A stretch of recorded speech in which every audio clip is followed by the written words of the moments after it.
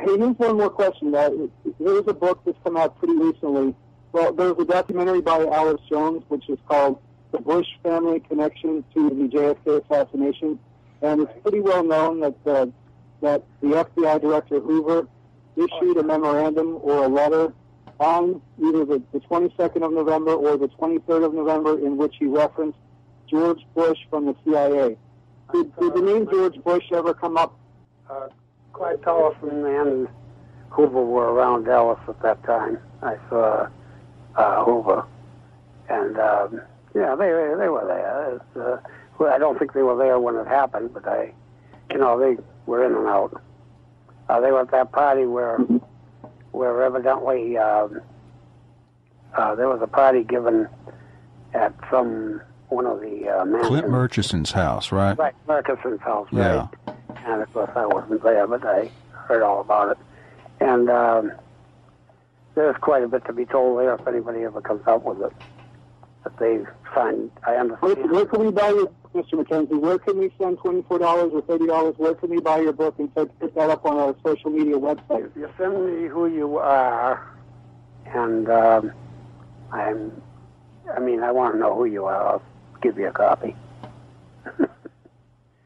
Absolutely. My name is Jeffrey Joseph Black, and I live in Chicago. And one final question, guys. If we can just find one candidate for office in each of the 50 states that would be a spark, you've got one here in Illinois. You've got, I'm running for the seat that's held by Dick Durbin, who is, very closely linked to this Barry Soetoro, the Annenberg Foundation here in Chicago, the Pritzkers. If we can are you guys aware of any single announced candidate for office in any of the 50 states that will talk about the Kennedy assassination in the sense that Oswald obviously was set up and didn't act alone? No, they're not going to talk about it. But they have to. We're going to lose our country. We're going to have martial law. We're going to have a new world order if they don't come out. I hope, well, I don't care one way or the other, but it's not going to come out for another 50 years. Wow. If the records ever do come out, and I suppose they've been tampered with too. Yeah. Yeah. So. All right. Well, thank you, caller, and thank you for all the kind words, and for our guest and for ourselves. And drop us a line at smiles@PsiOpRadio.com or Mack at MackWhite.com. And here we are in the final segment here, Mr. MacKenzie. Is there a way? Do you want to give out any public way of contacting you, or should people just come to that address if you want? My Seattle address, the 49th Street address if you want. You can give that one out if you'd like. And we've got that address right here. That's the 49th Street address. Right.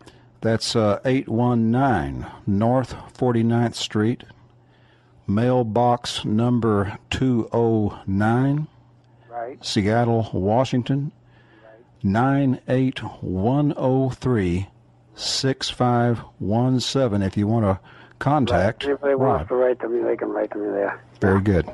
Well, Mr. MacKenzie, well, I'm sorry if I've been incoherent or anything. Not at all. It has been a fascinating evening, and thank you so much for sharing this story. I thank you for the opportunity to share it. The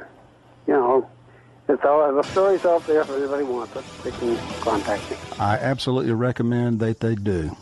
All right, okay. Thank you so much. Have a good night. Have a wonderful night. You too. You too. Good night. All right. Okay, we done? Yeah, they'll meet you down there. All right. Well, this has been another live edition of PsiOp Radio. Our guest tonight has been Rod MacKenzie, and next week's guest will be Supreme Commander Jim Mosley, the editor of Saucer Smear, talking about his experiences in the history of UFO phenomena.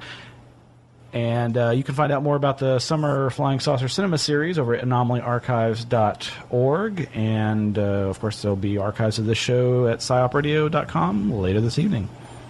Yes. Well, thanks for joining us on this very interesting show tonight. And we'll see you again this time next week. Take care. Good night.